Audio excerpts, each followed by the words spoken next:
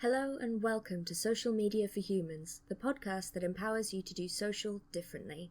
Your host, Alexis Bushnell, and her guests discuss their experience of social media as business owners, users, and ultimately humans, with insights and advice to help you find an effective and ethical strategy that works for you.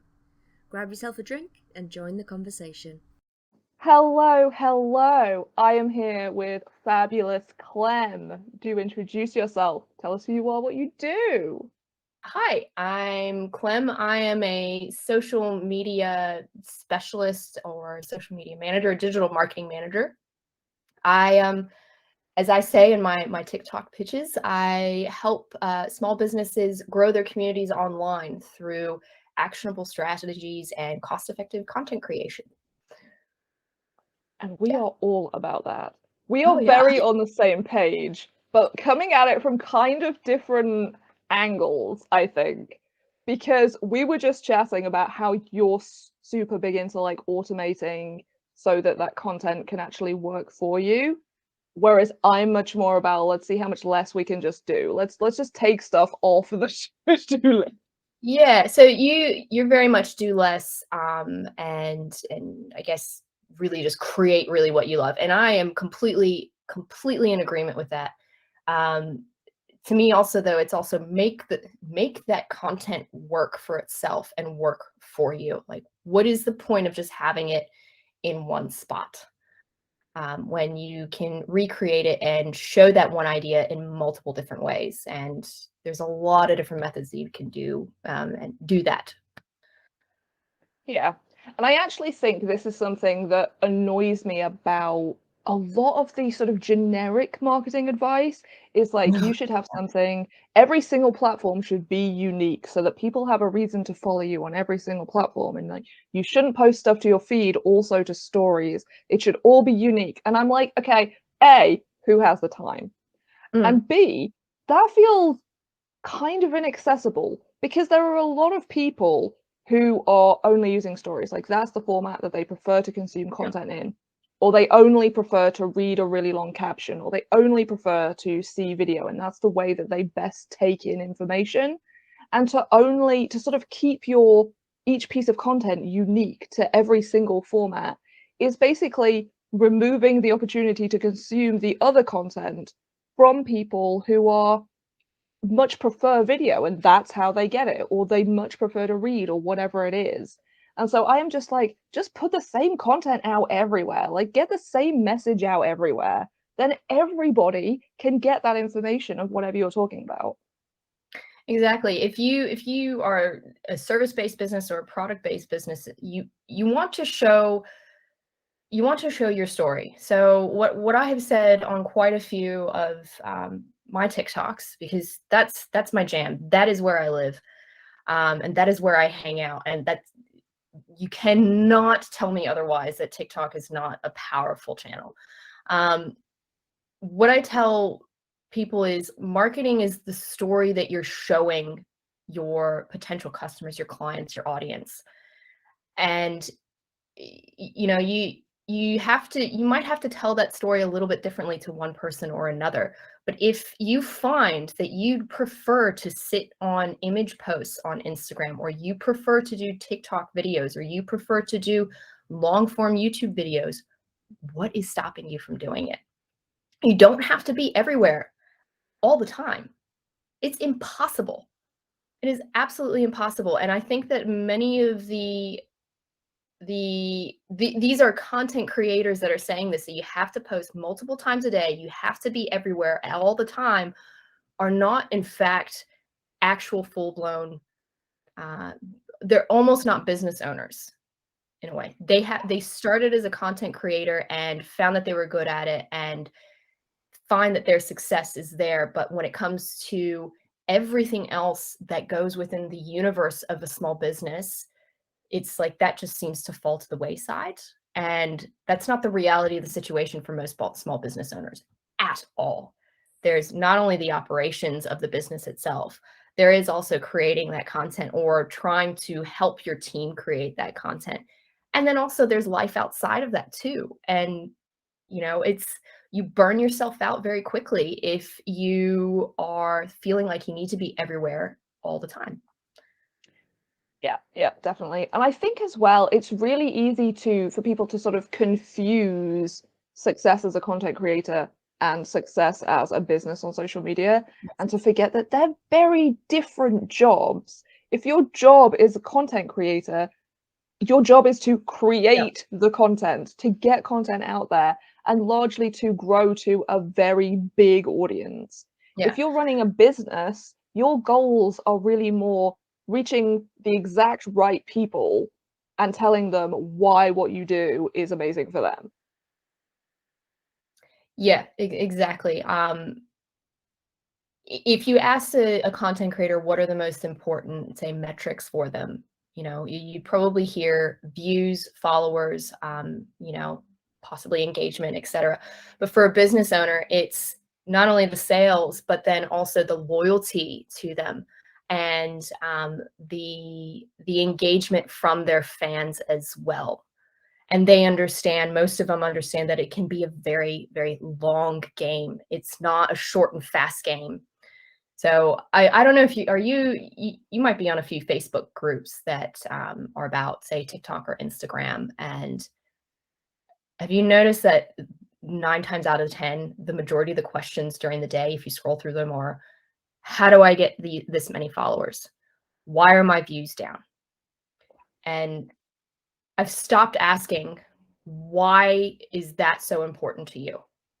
Is it because you are trying to make a sale? Or is it because you really like seeing that view number quite high? And mind you, that's just the algorithm doing its job as well, because especially say on the TikTok algorithm, for example, I feel like I'm about to go down a rabbit hole for sure with it. The TikTok algorithm especially is a great example of how it can almost be like a gambling addiction, where from a viewer's point of view, you just get sucked into that feed. And Instagram Reels can be like that too if you're really an Instagram person. From a creator point of view, you become addicted to getting those views and getting those followers. And mind you, I am guilty of it as well, but I also love the community that has been built and the questions that have been asked, and people are trusting the expertise that I'm able to give them, that they're asking those questions to me instead of just leaving them unknown. So yes, I feel like with a content creator, for them, that's very important, is those views and those followers and such. But from a business owner perspective, is that really what you want? Would you rather have 10 followers that are buying and that are there cheering you on, or 1 million followers that don't buy at all? That's yeah. I feel like we've gone that into is this. yeah, I knew that is a question I ask a lot of people, because it is so often that is the question. Like you say, people are, why is my reach down? Why am I not getting the views on Reels now? Why am I not getting the engagement? Why is my follower number not growing? And like, there are a lot of different answers to those questions, but the key thing is, like, why do you care? Is it actually important? If those things changed, would your income increase? Like, do you know that would happen? Because a lot of the time it doesn't. And I see now more than ever, I think, actually, business owners focusing on social media more than making sales, as if there is a direct link between, if I reach more people, I will make more sales. And sometimes that's true. A lot of the time, if the content that is reaching people isn't converting people, the problem is the content. It doesn't matter how many people see it, because the content is not enticing to people. It's not telling people what they need to know in order to go, I want to buy that. Exactly. Are you a lot of your clients, are they, say, local businesses, like they are a geographic specific based business? It is a fairly 50-50 mix, actually. So Interestingly. with like my local businesses, the ones that, say, for example, ones that are in a particular suburb, so most of their clientele comes from that suburb or that area. And they start going down the path of, isn't our followers climbing? Why isn't our reach climbing, et cetera? And I ask them the same question. It's, well, what is it? Are you trying to get more foot traffic in the door? Because social media is not necessarily going to give that to you. Social media is there to make people aware of your brand, very much so. With a local business, it's then you really then do in the end have to leverage Google My Business and your local community, because when they're going to be searching for someone like your business, they're not going to go onto socials. Most likely they're going to go straight to Google or Google Maps or something like that, where they'll put it in and then they'll find directions, they'll give you a call, or they'll head to your shop. An e-commerce store, obviously social media is got a little bit more leverage, I think. But that's where you show why people love you. You have to show your why on social versus selling. Trends. Like, show the point of view of you as a company and as your brand. And TikTok has really flipped that on its head. We're seeing huge brands up there showing their lighter side and their personality. I mean, you look at Ryanair, you look at is it Duolingo, ClickUp, Loom. They're all showing their personality, and they're showing their teams as well in the background. They're showing that they're human, and it's working for them. They have now a brand presence and a strength that it makes you feel like you could actually go and talk to them versus, Facebook, who is a robot at this point. Yeah. Are we gonna start trash talking Facebook? Yeah, let's do it. I feel like that is just my life at the moment. It's just me cursing Facebook. It is such. I hate it so much. Mine's the gram. I can't stand the gram. That is really common right now. Which is where we met, ironically. I was saying before we recorded, like, I found you on Instagram and now you're over on TikTok, and I'm like, it's much more difficult for me to just follow everything you do now because I am not that big into TikTok. But you know what?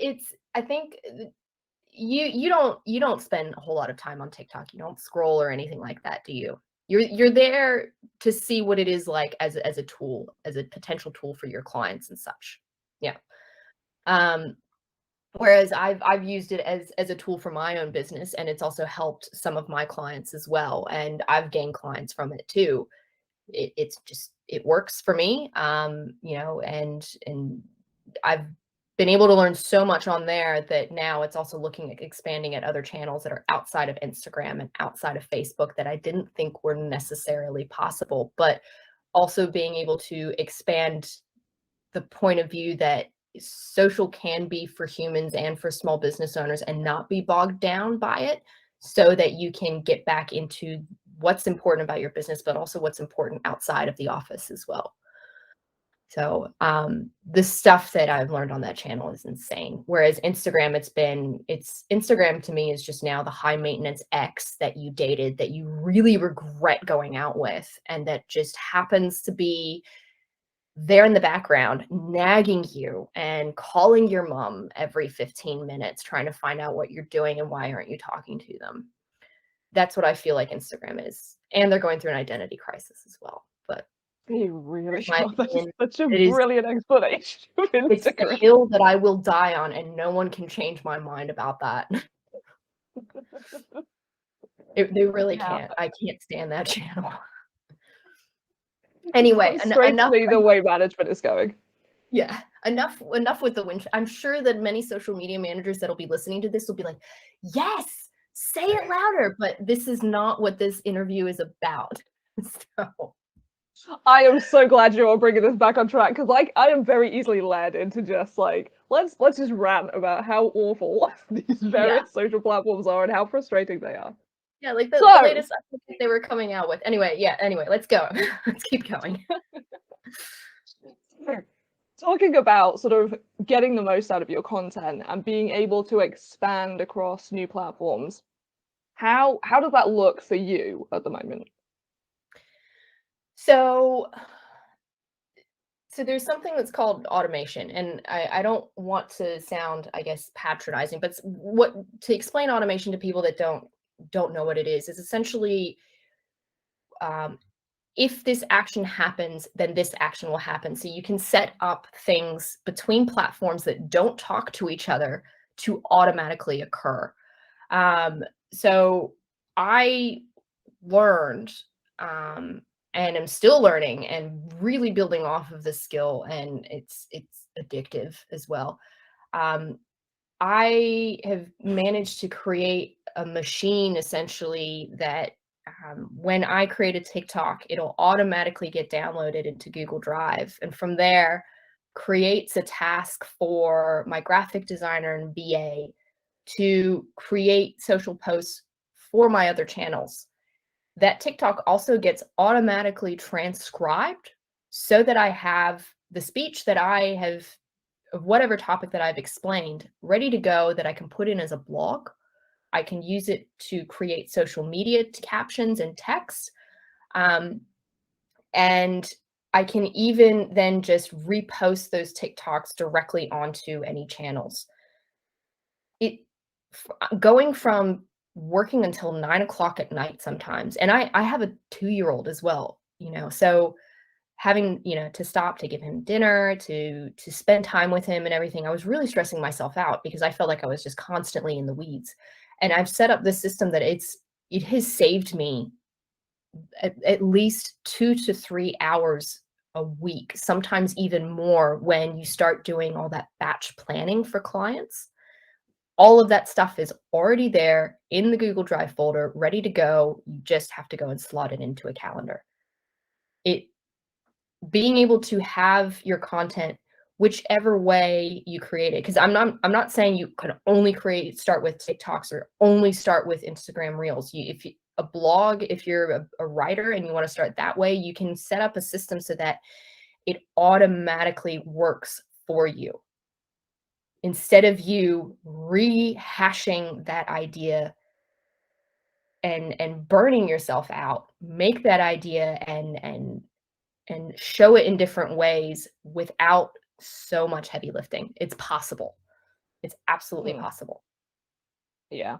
This is like taking repurposing to the next level, I feel like. Yeah, Because I a am bit. big into like repurposing content, Yeah. but I do tend to find that I do it manually. Mhm. That I will go through a blog post that I've written and pull out the relevant bits and Yep. then turn them into social posts and stuff like that. So I am very interested as to how you have actually managed to automate some of this. If you would be happy to share. So, unfortunately, we're going to go back to, it all started on TikTok. I crossed paths on my TikTok feed with a TikToker called Stephen G. Pope, and we've become, I guess, TikTok colleagues and friends in the long run. And he ended up just showing like, hey, this is how I've automated it, and he does it in a much more in-depth way than I do, because he also has a podcast. He does long form video for YouTube, etc., where he uses a lot more tools as well, and he's also a bit more of he's more of a data type person. So Excel spreadsheets and everything are his jam, whereas they're not so much like me. But he opened up a course on, let me show you all the things that you could possibly do to automate some of your content and how to actually build a basic machine. And I took it and I went, this is, oh my God, this is insane. And so then I ended up actually testing it out, trying it out for myself, broke it a couple of times. But I managed to ask Steven. He's amazing, because you can ask him questions and he'll go in and he'll be like, yep, that's the missing bit there. Try this, try that. That community that he's created is fantastic. But I've taken that and I've, customized it for some of my clients, and now it's so much less work, not only for myself but for them too, that it's just simplified our workflow to the point that all they have to do is, I will give them a challenge. I'll say, for example, let's take a hairdresser client, so tell me what low porosity hair is. I had no idea what that was, but it is such a thing. And they show me on video. They're in the salon. I don't even have to be there. And, I might tell them, hey, do you mind filming this a little bit more? I'm like, just talk to the camera and just as if we're FaceTiming. And what comes out of that is a video that they've given me that I can edit, and they don't have to worry about anything else except for going, yep, that's exactly the right answer with the final video. And then that's it. Bob's your uncle. It's going to go off onto all of their other channels. And it's just made work a lot easier and a lot more fun as well. I think a big question a lot of people will have is, how long did it take you initially to get it running? It is not a one-stop thing. It is trial and error and testing it. And it's not like you can test it in a test environment and then make it go live like you do with website pages and stuff. It's not like that. So it took me a good, I would think, about 2 months until then I saw another TikTok from, no, I saw a comment on one of Stephen G. Pope's videos from a guy who, when I looked at his profile, said he was the CEO of repurpose.io. And repurpose.io is, I tried it out, and that was just the game changer for me. It's made this whole automation machine user friendly. So someone who's not really that technical could in fact even try this out for themselves. And when I tried it out, I ended up breaking my automation system and rebuilding it a little bit and tweaking it. And I ended up emailing the CEO and just went, you have built the Henry Cavill of repurposing platforms.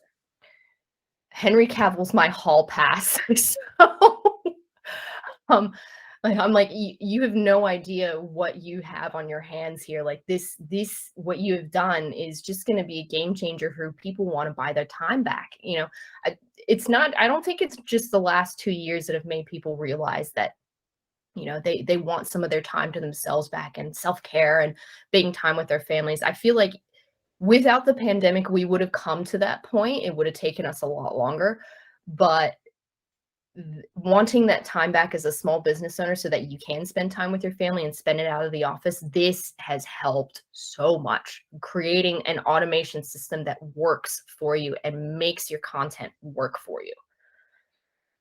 Yeah, I have not heard of repurpose.io, but that is absolutely where I am going this afternoon. Oh, you might start drooling when you look at it. Like, the stuff that you can do on there is insane. That sounds absolutely fabulous. And I think the other thing as well is that, like you were saying, it allows people to focus on creating content that they actually, in the format they enjoy, and then make it easy for themselves to turn it into content that they're not a big fan of creating, but that enables them to get it out elsewhere.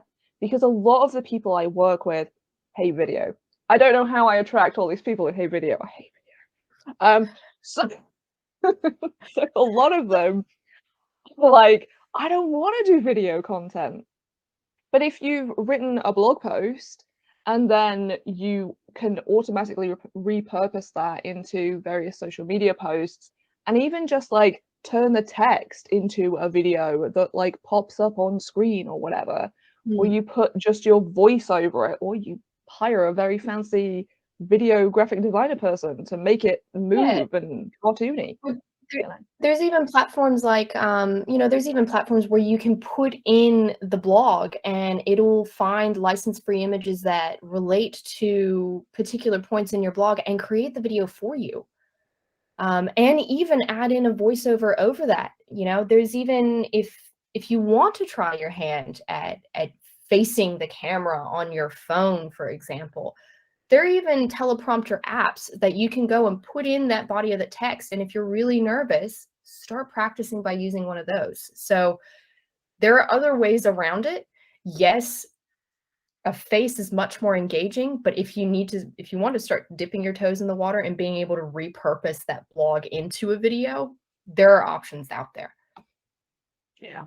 And I think actually, because like you say, absolutely, faces are so much better. If you can be on video with your actual face, do it.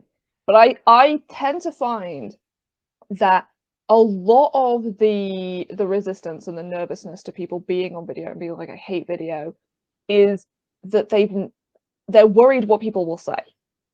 And when people start doing it and they get the feedback that's just like, oh, it's so lovely to see you. Oh, I can put a face to the name. Oh, you don't sound like I thought you would sound. People suddenly realize, like, okay, these are like people on the other end of this. You know, it's not like the hate mob that I have been told about. It's actual people who are following my content anyway and can now get a different view of me. Even when, if you do get that, the trolls out there, sure, you might get a comment or something, and I mean, I get them, thankfully not that often, and you might get them as well. You can always delete their comment. You don't have to respond. Yes, it helps your engagement that you've gotten a comment and stuff, but you know what? The thing is that in the comments, it's the comment section is supposed to be a safe space for people. And you know, and I think I did a video about this recently. It's, well, okay, well, if your comment section is like that networking party, because in the end, what is Instagram, TikTok, and Facebook? Social media networks. They're there. You should be using them as a networking resource. If each one of your channels is a networking party and you're letting a bully in and you're allowing them to sit there and spoil the party, what's going to happen? You're not going to get other comments, and you're not going to seem trustworthy, and you're going to lose potential clients, potential customers, and followers because of it. So yeah, you might be nervous about how you look, the feedback that you're going to get, but you know what? You can always delete the comments. You can always delete that negativity there. You don't have to look at it. It's not like you're face to face with them. Yeah. And I think people seem to be really, really nervous to delete comments and to block people on social media, even as businesses. And I think from a business point of view, there is way less sort of social politics involved than if it is from your personal account and you want to block your auntie who said something racist, but like your mum will be really mad. Like, you don't have that problem.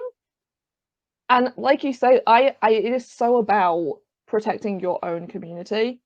It's not just about protecting your own mental health. You know, it's about saying, like, this is what I stand for, and I will not allow you to harm in any way the people who follow me by leaving hateful comments or by just being mean to people in my comments, because that is not the community that I want to build. And that is not what I stand for, and it's not okay. Yeah, exactly. It's, don't give them the space. All they want is to rile you up in the first place. So why are you going to allow them to do that? You know, that's quite simply, it's intolerable. I do wish that platforms would do more to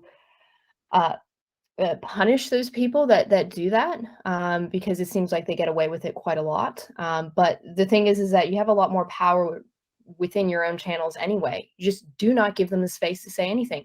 And you know what the brilliant thing is that if you have built a strong community, your community is going to go after them. They are going to defend you as well. I've had it happen before, and it's people that I had not even met. And I saw one troll come in, and one person fired right back at them and just went, how bloody dare you say that, you know, and what have you. And then another person came in, and another person, and I just went, I didn't even ask you guys to say anything, and you've backed me up. Like, I'm just like, wow, this is amazing. It's great. It's you just have to shit or get off the pot. It's, I don't know how else to say it. It's just shit or get off the pot. Like that really is. I know that some people are so fearful of doing that video, but at the same time, there are other ways around it where you don't have to show your face. And yes, it is more engaging. And yes, you might get trolls, but there is always an option or another path that you can do that can get you to the destination that you need to be at. Yeah, yeah. I went talking sort of on the topic of like things people are worried about, things people are nervous about doing. I think TikTok is on that list for a lot of people. And for the people I work with, I think a lot of it is I'm too old for TikTok. No, Like TikTok is for the absolutely youth. not. I don't know what the trends are. I don't remember where I read it, but I saw a stat that said that 35 and up was the fastest growing age group on TikTok. And it's not just parents that are going on there to go and look at what their teens are doing on the channel. It's adults being genuinely interested and entertained. Yes, the parents are on there, but you know what they're also doing? It is an avenue for them to vent. It's an avenue for them to vent about, you know, their teenage kids just being dumb, but realizing that that's how they were when they were their age, you know, that kind of stuff. Or it's, yeah, so 35 and up was the fastest growing age group. And then I think if you look at it, just the stats alone for the US, I think it's 25 to 55 accumulates for the largest percentage of TikTok users, I think, is what I saw as well. So saying that you are too old, no. There is a community on there for absolutely everybody. Everybody. I mean, some of the things that I've seen, there's one TikToker on there. What he does is he goes and rescues trolleys that have been abandoned.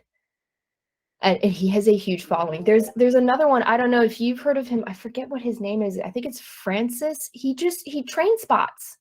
And he has 2.1 million followers. That's all he does. That is all his TikToks. He train spots. So if you think that you don't belong on there, it's just you haven't found your friends. You haven't found your peeps that you can hang out with and share stuff with.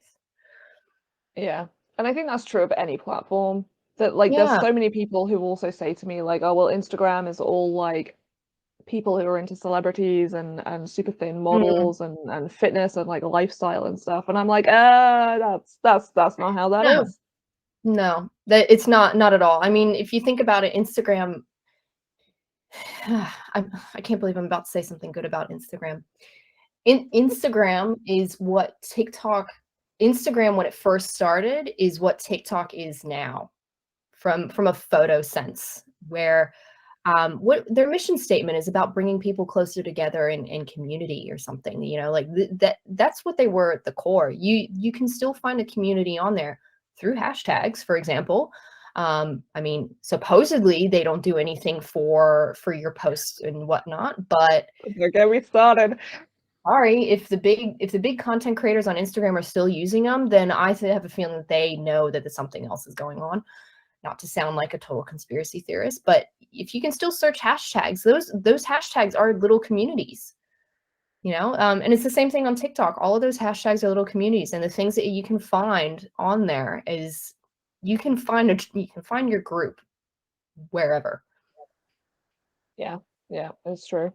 If somebody was wanting to start on Instagram, on TikTok, what would be your sort of top tips for them if they were like, okay, I believe you, Clem, I am going to give it a go. Where do they start? Oh, okay. From a creating point of view, on your profile, you can pin 3 TikToks at the top of your profile.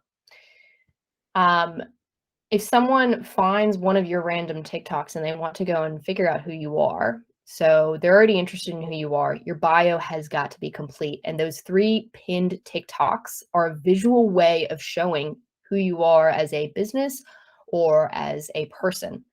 So I suggest one of those videos has to be an intro. It has to be a, hey, I'm Clem. This is what I do. This is what my channel is going to be about. That sort of thing. I don't want to toot my own horn. I really don't want to, but I've just redone my intro video on there. And what I've done is I essentially have done, hey, I'm Clem, this is what I do. But I've also put in, this is what I promise that you're going to get.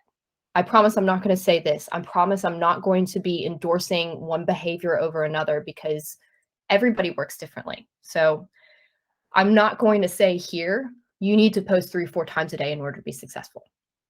I don't agree with that, because a TikTok video can take anywhere from 5 minutes to create to sometimes an hour if you've got a lengthy piece of information that you want to describe. Then there's the editing and the captions and stuff. So first pinned video, I'd say, is an introduction of who you are, what people expect on your channel, what you do, a little like mini bio essentially. And then the next 2 pins, what you want to be, what you want to be known for. So if you've got a TikTok that's gone viral, for example, or eventually that goes viral, you can put it up there. Or if you are an e-commerce business, have your like showcasing a new product, that would be a prime spot to put it there.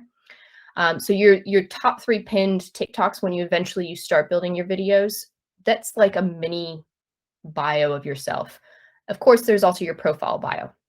Definitely have that filled out. You have to have, I think, 1,000 followers in order to be able to put a link to your website now. Before, if you joined TikTok, even I think a year ago, you were still able to put a website link on there if you had less than 1,000 followers. So I always tell my clients, we're going to go the pace that you want, but just so you know, the 1,000 followers is when you're going to be able to get that website link. And then the other thing, a good profile image.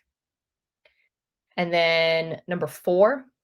So if you imagine the TikTok profile, you've got your profile image and your bio. At the very top is user 1, 2, 3, 4, 5, 6, 7.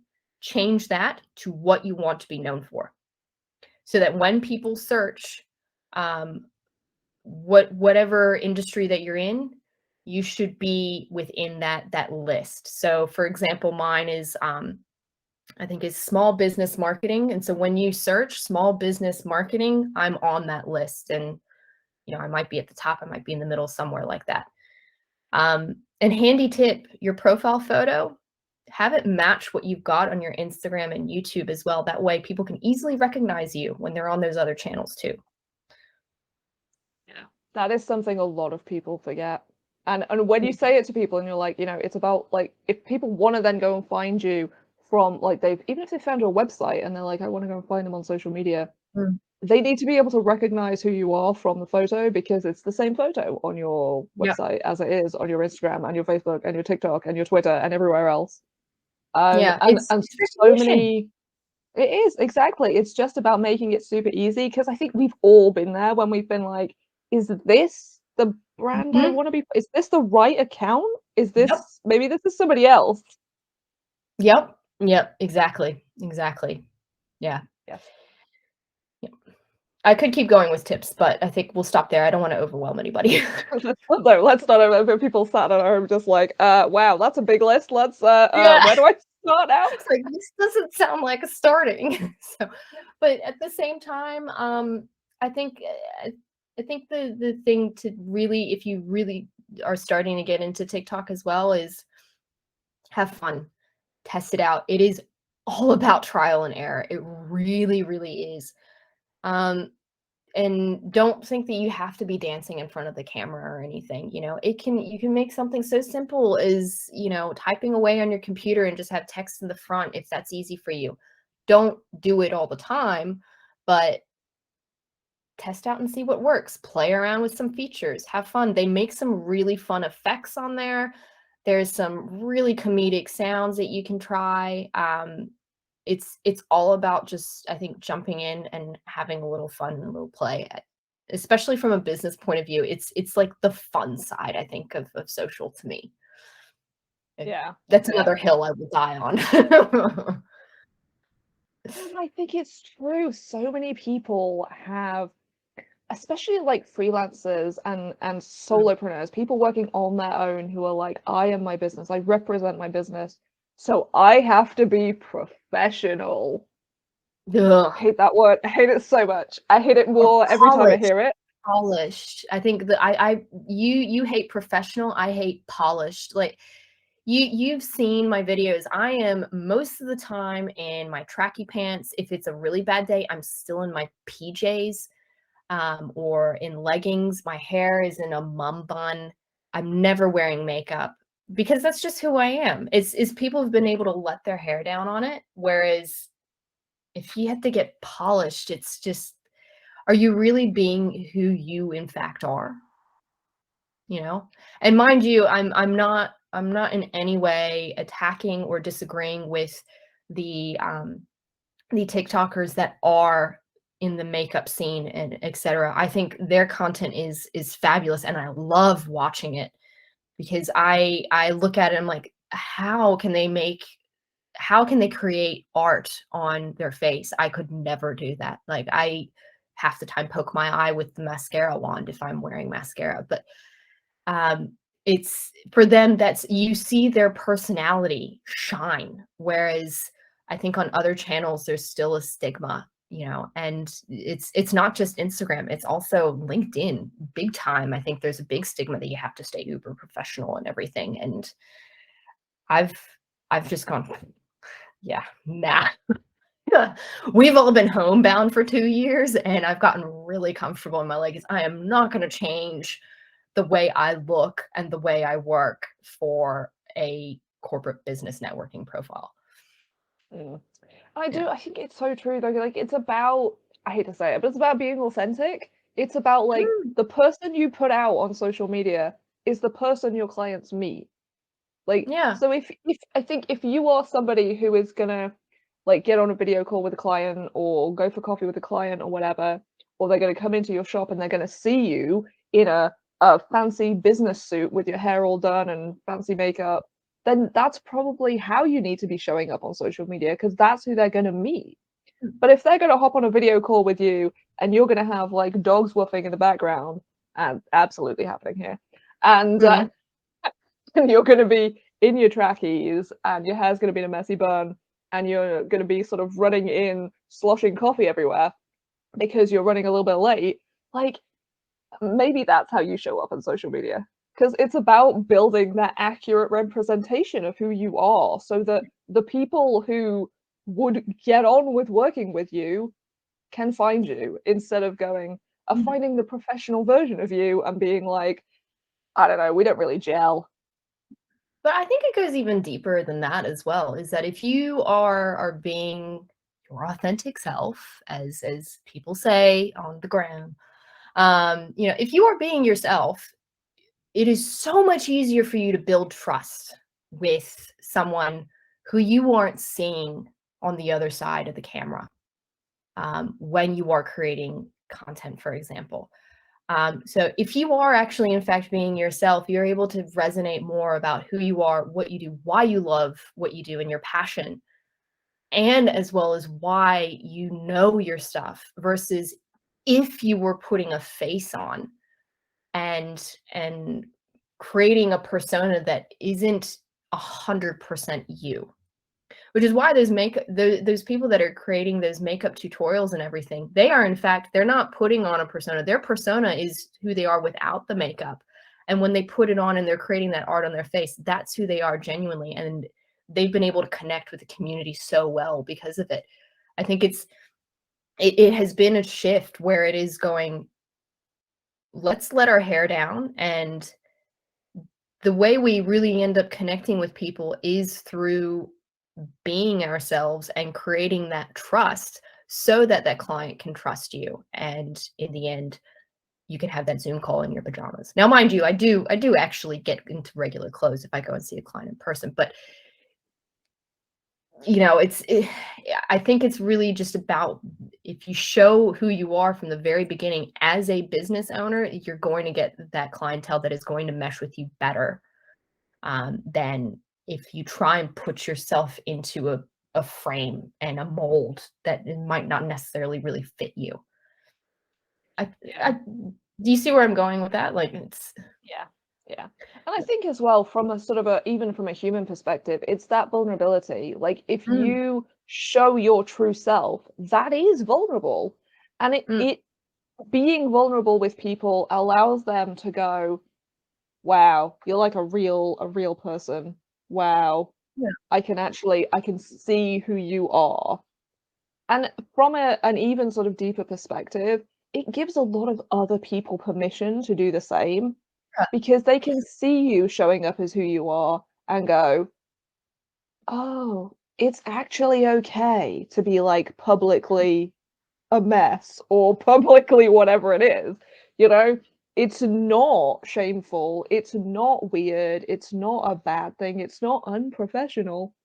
It just is. It's just who I am, and that's okay. And I think that's really powerful as well. Yeah, big time. It's you know, whether your true self is polished or whether it's not, um yeah, showing who you are as a person and showing your business's personality, you will attract that community that you need. It's a long game, and that's what many people forget, is they become very impatient, and it's just a long game, and that's the next big thing that people need to understand as well when they start doing social media and business and such. So I don't know about you, but whenever I have a discovery call with a potential client, I make them understand, like, the only way this is really going to work is if you understand that this is a long game. The digital space and digital marketing in general has created this idea that everything's instantaneous, and it doesn't help when you have creators going, for example, I saw a Facebook group post today where it was, if you haven't reached 10,000 followers in 3 months, then you just need to restart your account. And, you know, whereas, you know, at the same time, it's okay, well, how do you deem that success? And yes, it's this idea of instantaneous gratification, where it's so much harder to get people to convert now, that showing who you are and being true to yourself is going to actually help you in the long run. And it's just playing that long game big time. I saw something, I think it was a few days ago, where it was in Japan, there are thousands of small businesses that are over 100 years old. Thousands. Wow. Whereas versus in, you know, the Western world, you know, most small businesses don't last a year. And what it came down to is that when a small business starts, they don't look at a 1-year plan or a few years plan. They look at a 20-year plan. What does success look like in 20 years? How do I get to still be existing and being successful in 20 years versus most of, you know, the US and UK and Europe, and even here in Australia, the mindset is have a business plan that's like a 5-year plan or a 1-year plan, and only work in those increments, versus let's see how long I can really last. So that mindset of playing that long game has really helped those businesses in Japan, to the point that, you know, some of them are still family owned and still considered a small business, and still around in 100 years time is huge. They understand that it is the long game, versus many of us now who think that it's, you know, I need to just slap a ton of posts 3 times a day and put a ton of makeup on and be this personality that I'm not really. I am, and Bob's your uncle and make $1 squillion in 2 hours. You know, that, yeah. So it's be your authentic self, but also it's play the long game big time. Yeah. I think it's interesting you say about that sort of 20-year plan as well, because I think if you plan for that distance, you are kind of forced to think, how do I make this business sustainable for me? Yeah. Whereas if you're thinking, I am going to make a 1-year plan, I can totally just work myself into the ground for a year to build this business, which is, I have so many thoughts about this Yeah. attitude. Anyway, Yeah. it is then so tempting for people to run themselves into the ground for a year, not actually get their business off the ground, and be burnt out and then not be able to do anything because Yeah. they've run Yeah. themselves into the ground for a year. And I mean, mind you, that's what I nearly did. Like I was really running myself into the ground, like working until 9 o'clock at night. And when I first started, I still had a full-time job. I was waking up at 4:30, 5 o'clock in the morning to work on the business.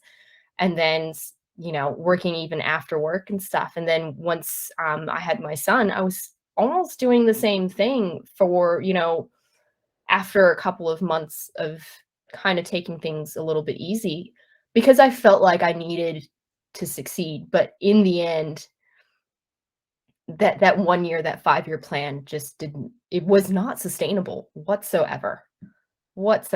And now thinking of the longevity of where do you want to be in, say, 10 years time, instead of where do you want to be in 6 months? It's like, okay, I think I know where I want to be, and how do I get there by working my way backwards so that I can be sustainable. And the big key is not burning yourself out, which for me, not to be, and I mean, maybe, I don't know if you do this, is sometimes it's just cutting myself off from, and actually putting in measures to discipline myself so that I don't burn myself out. So for example, I actually go, we have a property in rural, out in the bush, as we say out here, where there's no mobile phone reception, there's no Wi-Fi. My phone does not work out there, and I actually can shut off, and it is the best thing for me. So my clients know that there are some weekends I am not available because I need to have that disconnect, and they appreciate it because I come back swinging with, I've had this idea, I've had that idea. What do you think about this? Um, so putting in those disciplinary measures so that you can be sustainable, so that you don't burn yourself out, is very handy. And sometimes it does mean shutting off. And I think you had someone on the podcast that shut off their Instagram, I think was the last episode that I listened to. And it worked Yeah, wonders for her. yeah, yeah, It's, yeah. Because in yeah. the end, what is social media in the end? It's a social media network, in the end, is a business. They are there to make money. You essentially are doing the work for them. Instead of to flip that, if you think of it that way, instead of I need to be on there, I need to be on there at all times, I need to do this, that, and the other on these channels, instead of thinking they're actually using my content so that other people can spend longer on the channel, so that they can feed ads to them, so that they can make money and keep their shareholders happy. Well, hang on, that doesn't really work for me. I'm not, yes, I'm being given an audience, but is that really sustainable in the end for myself and my business and my mental health? No. And I think actually the other thing that I want to say is like that 20-year plan, that long-term plan, also gives you the ability to think more strategically about your marketing and not get hung up on like, I have to be on all these networks. I have to be on the next upcoming network. I have to change my whole plan because now there's this new network, or this isn't working, Mhm. or that's not working. Because rather than being reactive like that, and every 6 months or every 3 months having to change your entire plan, you've got this Yeah, goal of like, this is how I want to reach people. This is who my exactly. people are. This is where they are. This is how they communicate with each other. And you can then adapt much more easily to like, okay, this platform isn't really working for my audience anymore. Cool. But you already know where they are because you know who they are. So you Yeah. can just move with them to the platform that they're actually using rather than jumping on wherever you think is like cool and trendy right now and trying to find them all over again. Yeah. I mean, when was the last time you heard anything about Clubhouse? I know. Exhibit A of what you had just said. When was the last time you heard anything about Clubhouse? I'm pretty sure it was about a year ago, and it was all because everybody wanted an invitation. And that app is almost dead at this point. It's people on there wanting to toot their own horn, etc. But no one, like, I mean, LinkedIn was trying their audio only. Twitter has put up their audio only sort of stuff, but no one seems to be really chomping at it because that's not really where people are. But everybody wanted to be on it and they were all over it, and then, before that it was TikTok as well, but TikTok had that longevity because it grabbed all of your senses, almost all of your senses, because obviously you can't smell or taste anything, but I mean, I could practically taste the screen with some of the, cooking TikToks that I see, but yeah, I mean, that exhibit A, what you just said is, Clubhouse is one of those hype things and wanting to be on there. And did that really in the end work for many people? I don't know. I haven't heard any amazing success stories out of it. I think there were a few people who got in early and were able to get platformed by very big people. Yeah. And I would bet the percentage of people who did well from Clubhouse was probably less than 1%. Yeah. Because that was how it really happened. That would be the argument to jump onto every social channel as soon as it comes out, because when you get in early and you get your foot in the door, that's it. You'll have the biggest piece of real estate. But at the same time, there are over 95 social media channels in the planet. Like for example, Facebook doesn't exist in China. It's is it Weibo? Yeah. WeChat, I think, or something like that. It doesn't exist in China. So, it's okay, well, that's where you need to be there, but you can't be everywhere at once. So it comes back to that sustainability. And if we want to loop back even further into our conversation, that's where that automation stuff helps you be sustainable as well, where if you're putting your content out there and making it work for you, that in the end is a digital form of sustainability. I think I might be stretching it just a little bit, but it's if you put everything in place, then if you can take a step back and it just runs on its own. And that's, yeah, I think that's the beauty of the time and the age that we're in. But again, I think what we're coming back to is how do you become a sustainable business? And if you have to think a lot longer term than 5 years. Yeah, definitely. So yeah, coming back to automation then, what are the first steps before anybody even thinks about like getting to repurpose.io or really digging into the actual tech behind it and building the robots and things that do it? What is the first step? What do people really need to be considering to do that? Yeah. If you wanted to start with an automation machine, if you wanted to build something like what I've described, there's 2 questions that you should answer. So one, what is the easiest way for me to create content? What's the one that I absolutely love to do? And essentially, my assumption is that if you absolutely love to do it, it's going to be really easy for you to create, right? So what is the easiest way for you to create content? Number 2 is then, where do I want that piece of content to go? How far do I need to go? And what are the steps that I need to take in order to get it from point A to point B to point C, channel D, whatever? So essentially, with that question number 2, you create that map. So for example, with mine, it was, okay, I want to start with a TikTok. I've got Facebook, Instagram, LinkedIn, YouTube, and, let's throw Pinterest in the mix as well, because I had a Pinterest channel and I wasn't doing anything with it. And Pinterest being not a social media platform, but a search engine, I found that I'm like, okay, this probably has a lot more longevity than Facebook and Instagram, which, well, I have my opinions of them. LinkedIn is just to have that presence there. And YouTube is, again, a search engine too. So I'm like, okay, all right. The channels are there.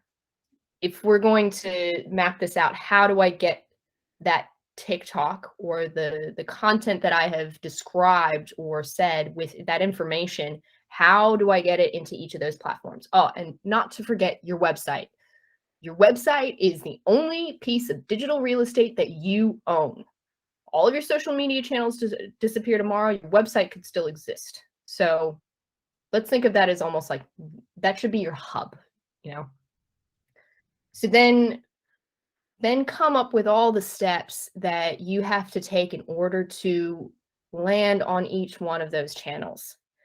And I guarantee you there is some sort of format or platform or step that you need to take that can be automated. So if you are constantly, say, putting in your project management system tasks on, to your graphic designer about creating an Instagram post about, this topic that you spoke about in a video or something like that, that could be automated for sure. I actually have it automated in my project management system in ClickUp.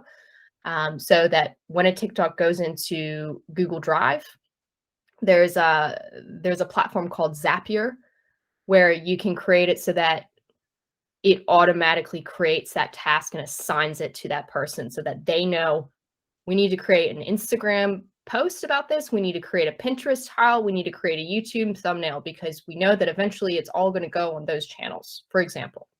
I'm not saying it's just those three, but as an example, hypothetically. So it's creating that map and just breaking down all the steps so that you know the tasks that are entailed in that workflow, and then even labeling what platforms you use for each one, and then seeing if there's a way that you can automate those tasks in particular. Zapier is a great platform to go and have a look at. What Zapier is essentially like a Rosetta Stone. So they make one platform that doesn't necessarily talk to, so like platform A won't talk to platform B. Zapier becomes the Rosetta Stone between them to get them to speak to each other. So I get it so that it's like, okay, this video is in Google Drive. Zapier kind of just goes, yep, you're going to go and talk to ClickUp now. And we're going to create that task in ClickUp in the right folder for the right client with the right channels and requirements, because you can template that task. I think that makes sense. It makes sense in my head because I built it, but yeah. No, I think that, that is very clear. Yeah. And I think what I would say, I think as well is I sense, knowing some of my clients, I sense that they're going to hear this and go, I can be on like every platform, amazing. I just need to create like one piece of content and then I'm going to create this automation that's going to go everywhere.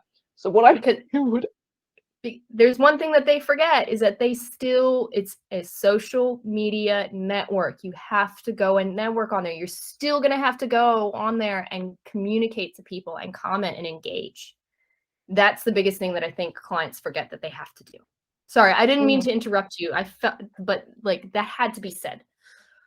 Yes. Yeah, and I was also, what I was going to say is actually that is a great way to overwhelm yourself as well. Yes. To go from like, I'm only on Instagram and now I'm going to be on every network because I have an automation. Don't do that. Like pick one as a network maybe to start with and be like, okay, I'm going to get something set up to get stuff over there.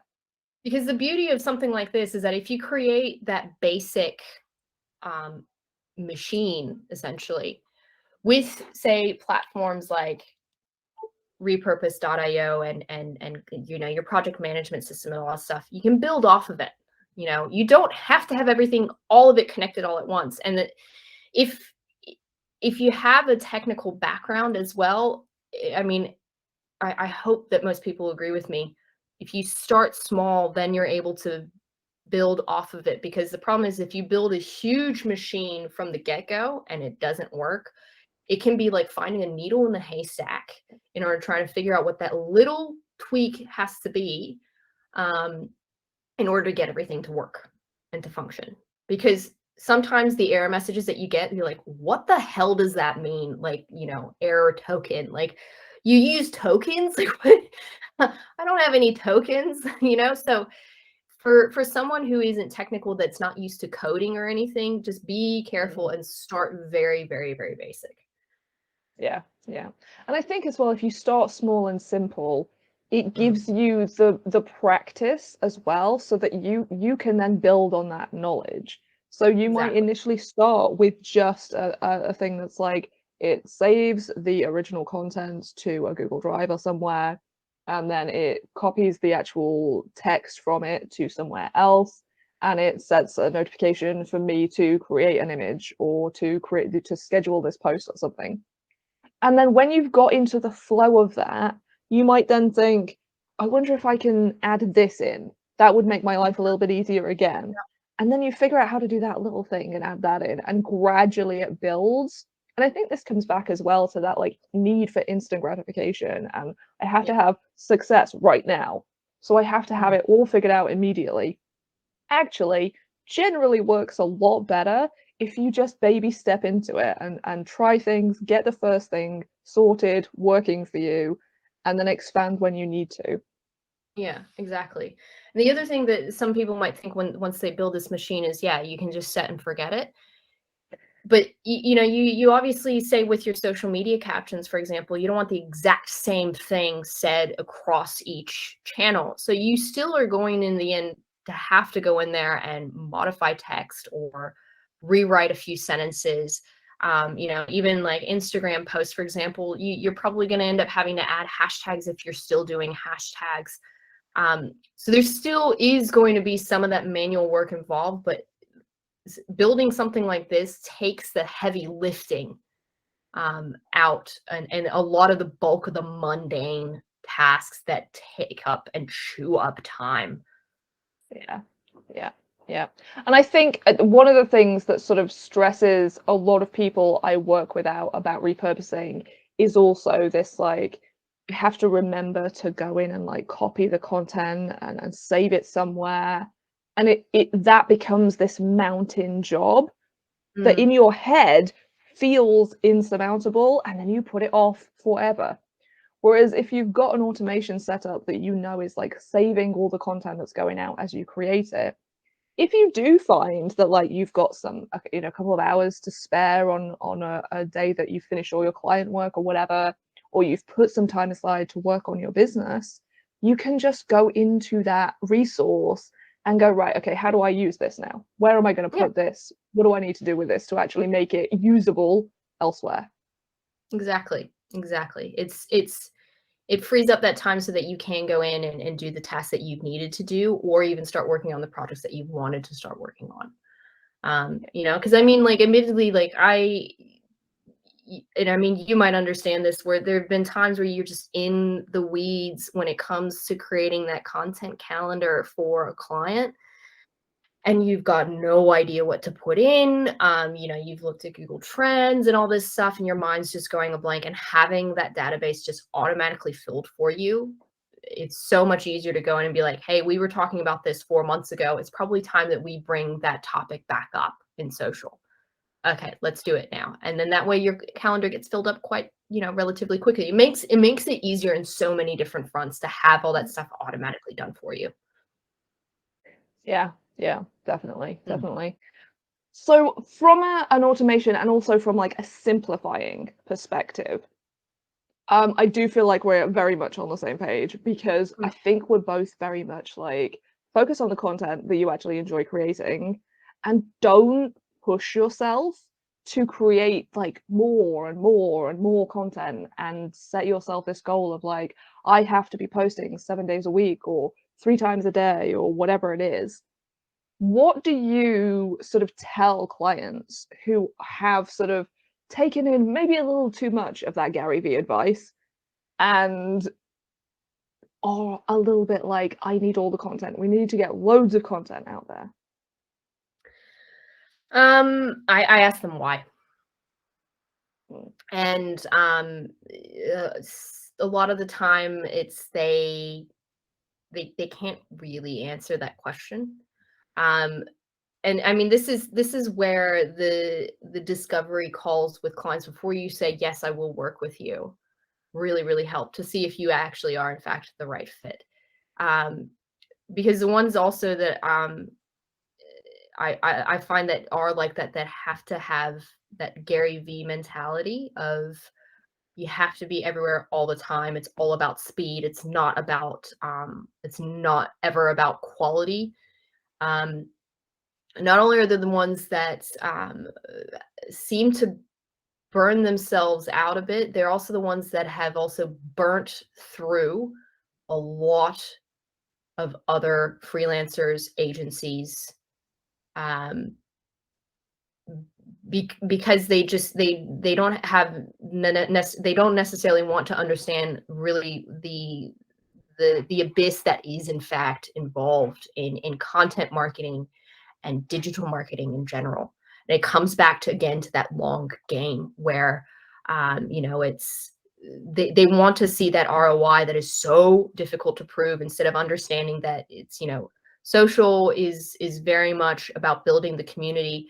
Your website is very much about bringing in those clients and customers. So again, back to that mindset of marketing is the story that you show them. Advertising is the message that you're telling them. So, we're the best at what we do or whatnot. But sales are the actions that are going to close the deal. They kind of expect the marketing to do all of that for them. They expect the advertising to bring in squillions of dollars. But sales, no. Screw that. That's sales and marketing are one and the same, which it is not. It's not. So those clients have a tendency of not being the right fit for me, because they're the ones that don't necessarily want to build that community around them and play the long game. And they also are incredibly much more, I think, profit driven versus longevity. Mm. That is going to piss a lot of people off, but I think that's the mindset. You have the Gary V mindset and the punch it all out, do the 3 to 4 posts a day, or churn out that content, blah, blah, blah. The thing is, though, mind you, is that if you go and churn through content and stuff like that on particular channels, they can in fact shut your page down because they'll deem you as a spam or a bot. So then what is it in the end? Quantity just actually does not work. You look like crap. And if it is that how you want your brand to look, is just, a spam, a bot to the algorithm that you have zero control over? No. So that's kind of that's in my experience what I've noticed, is that people that have that mindset, they're the ones that end up churning through agencies and freelancers and consultants and such, because they don't understand that long game, and it doesn't really work with I think with a lot of digital marketers in general. Yeah, no, I completely agree. And I do think that focus on profit, and well, there's anything wrong with profit. We like profit. I just don't think it is the be all and end all. And I think it is important to also have that sustainability and other things in your life as well that are important to you. Yeah, and I think it's also, if we looked at, say, if you're churning out content that's not really informative and is not really helpful to your target audience, they're not going to read it in the end, right? And you're going to end up spending a lot more on advertising dollars, sending them to a page that they're going to deem as a dud and is not really going to help them. So what you are really in the end doing, if you're thinking of that mindset, is you're spending more money on ads and advertising than you are about making your shop front, your digital shop front, which is your SEO, and your website is your digital office, as a really solid foundation to what you are and what you are about. And you're not spending the time on creating your social media as that digital version of your business card, or the digital version of the flyer that is whizzing through in traffic, that people will suddenly notice. You know what I mean? Like, it's that you end up spending more money that you wanted to keep in your pocket, versus